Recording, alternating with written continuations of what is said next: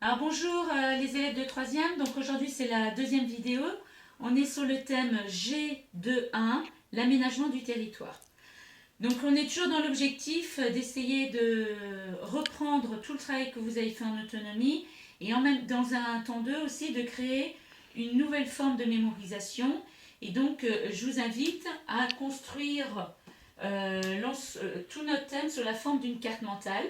Donc l'aménagement du territoire avec 4 branches. Les buts, c'est-à-dire je réponds à la question pourquoi.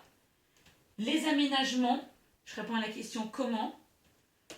Les acteurs, je réponds à la question qui. Et les enjeux, et là je réponds à la question quel risque et quel bénéfice. Alors dans un premier temps, vous aviez deux études de cas à deux échelles différentes à étudier. Donc la première, elle concernait la LGV qui a jusqu'à présent existé entre Tours et Paris et qui a été prolongée ensuite jusqu'à Bordeaux. Donc cette LGV a été ouverte en 2017, ce qui n'apparaît pas dans votre manuel. Dans votre manuel, on parlait d'un projet d'aménagement puisque vos documents dataient de 2015. Alors, si j'utilise ma carte mentale, quel est le but de cette alors, LGV, d'abord, ligne à grande vitesse. L'idée, c'est un aménagement qui permet à un TGV de pouvoir rouler à grande vitesse. Parce que, par exemple, dans la gare de Isserty, on a des TGV qui circulent, mais on n'a pas de LGV, donc ils ne circulent pas à grande vitesse. Alors, je reprends. Quel est le but? C'est permettre à Bordeaux, qui est une grande métropole, de rester compétitive dans le cadre de la mondialisation. Quel est l'aménagement? Je viens de l'expliquer. C'est permettre au TGV de rouler à grande vitesse et donc un trajet qui initialement était prévu de 3 heures, de le ramener à 2h05. Qui sont les acteurs? On a à la fois des acteurs publics et des acteurs privés. Les acteurs publics qui sont présents, on a l'Union européenne, on a l'État français, on a des collectivités territoriales, par exemple la région. Et puis on a des acteurs privés, l'entrepreneur qui s'occupe de cet aménagement. Ensuite, les enjeux alors positifs et négatifs. Les enjeux positifs, ça va permettre à des sièges sociaux de grandes entreprises de pouvoir s'installer à Bordeaux parce que ensuite les personnes elles pourront facilement se déplacer jusqu'à Paris puisque le trajet a été réduit d'1 heure. Le risque, c'est ce qu'on appelle l'effet tunnel, c'est-à-dire que ça va réellement favoriser les deux grandes métropoles, Bordeaux, Paris.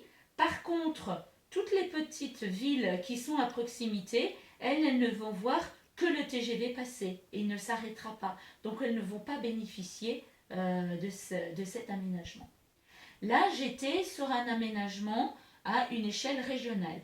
Vous aviez une deuxième étude de cas à étudier qui était la conséquence de cet aménagement à Bordeaux avec le réaménagement de tout le quartier qui est autour de la gare qui va recevoir cette LGV.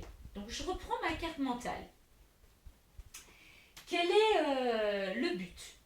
C'est de créer une mixité sociale dans ce quartier. Quels sont les aménagements? C'est à la fois proposer des logements pour le plus grand nombre, à la fois pour les catégories favorisées, mais aussi les catégories moins favorisées. C'est aussi être dans une... c'est aussi, proposer l'installation de commerce, mais c'est surtout proposer l'installation d'un centre d'affaires qui faisait défaut jusqu'à présent à Bordeaux. Qui sont les acteurs? Alors là, principalement, on va être sur des acteurs locaux, on est sur des acteurs publics et essentiellement, ça va être la municipalité. Et puis, quels sont les enjeux? Alors, on est à la fois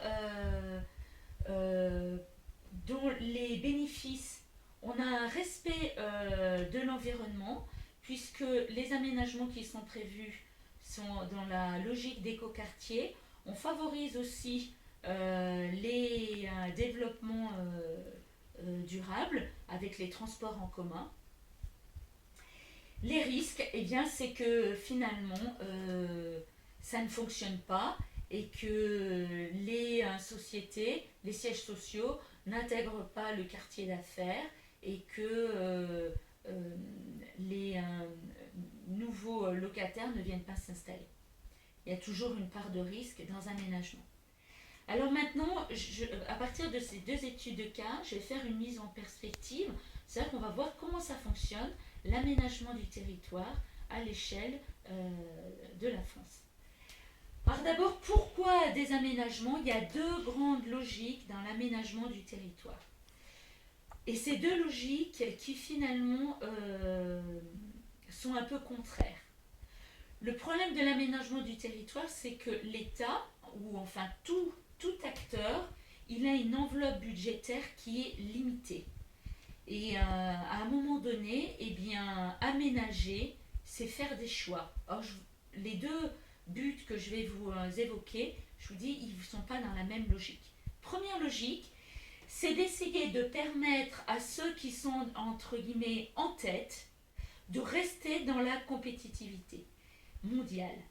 Et là, je m'adresse plutôt aux grandes métropoles. C'est par exemple permettre à Paris de rester une ville-monde.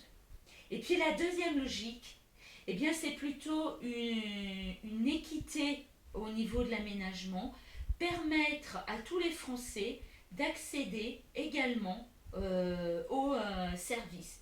Mais vous comprenez bien que comme cette enveloppe budgétaire elle est limitée, je ne peux pas en même temps dire je vais maintenir des services de santé sur des territoires qui sont en train de perdre de la population et en même temps mettre de l'argent sur les grandes métropoles.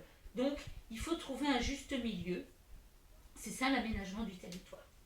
Alors, les acteurs, on a dit, c'est soit des acteurs privés, soit des acteurs publics. Dans les acteurs publics, le principal acteur aujourd'hui, ce sont les collectivités territoriales.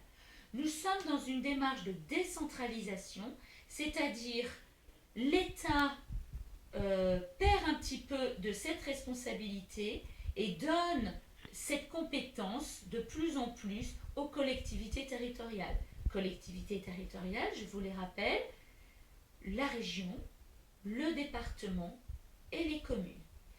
Et puis le troisième acteur, donc l'État, les collectivités territoriales, c'est aussi l'Union européenne.